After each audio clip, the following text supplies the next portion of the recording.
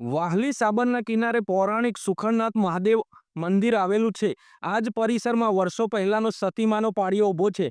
તેની આ વાત છે.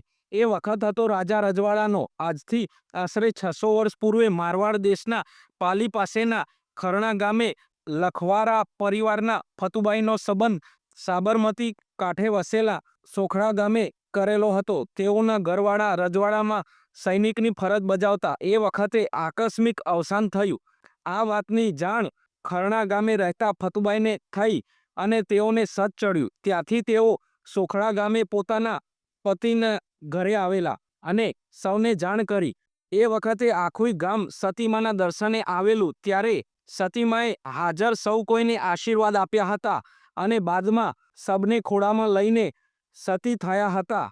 આજે પણ સતીમાને ગામના દરબારો તથા સૌ કોઈ માને છે અને તેઓની બાધા માનતા રાખે છે, સેવા કરે છે. જય સતીમાં. આભાર.